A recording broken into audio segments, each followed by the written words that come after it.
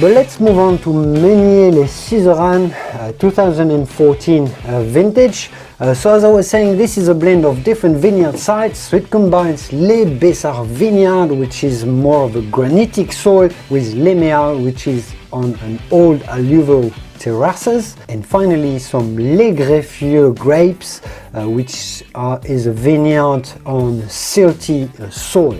So obviously they combine the different expressions of Syrah grapes. This is 100% Syrah grapes from the granitic soil that I suppose are more mineral, more acidic, more tension, with the ones on the silt or on the alluvials, on the deposits, on the gravel, slightly gravelly soils that are probably a bit richer, a bit more opulent, and to blend a complete whole. Let's find out. This wine was aged for 12 to 14 months, a bit over a year, in oak barrels. As you can see, this has a fairly dense but not immensely dense color. We're not in the southern Rhône, we're not with big, enormous, gigantic Syrah wines. We're obviously not in Australia, we're in the north of the Rhône Valley, so fairly cooler climate up there. So a decent, rather dense, complex, vibrant red color. The nose is at first also very vibrant and fruity. There's some blackberries, there's some red juicy cherry expression, together with the typical northern Syrah black pepper expression. But beyond come definitely some meaty and clove and savory character. There's some licorice in there as well. It's both vibrant and fruity, but also deep and intriguing to smell at.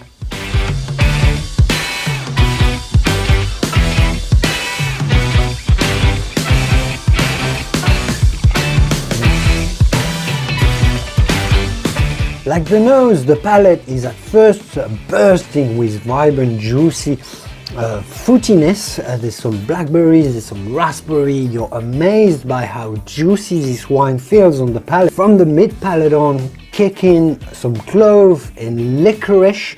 The wine feels very, very salty and mineral in its expression. There's some slightly edgy tannins with a touch of bitterness to the finish, a bit like when you have some thyme or rosemary in your mouth. It's bitter, it's slightly bitter, but it's also very enjoyable. A big burst of opulent herbal notes, black peppers, there's a lot going on. You can sense the influence of the wood, a bit of vanilla, a bit of caramel just to round up the edges, but overall a lot of juiciness, fruitiness and savoriness, meatiness to the finish. This is a dry, meaty, slightly acidic wine, but so juicy, well balanced, well rounded. This is a food friendly wine that you can definitely taste it on its own.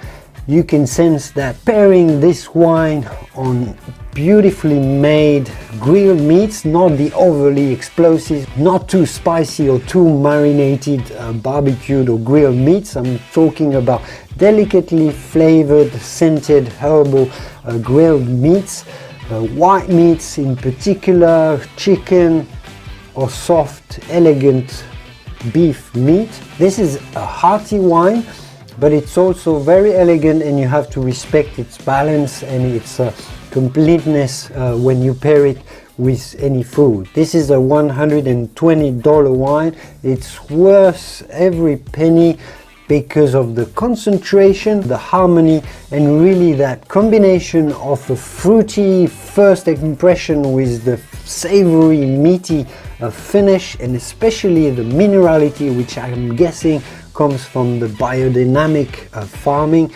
is something really, really unique and quite rare. This to me is a 92 plus out of 100 wine. It's definitely in the world class, very serious wines, but I love in particular that single vineyard feel that it's got, even though it's a blend, but it definitely expresses the roots of Hermitage.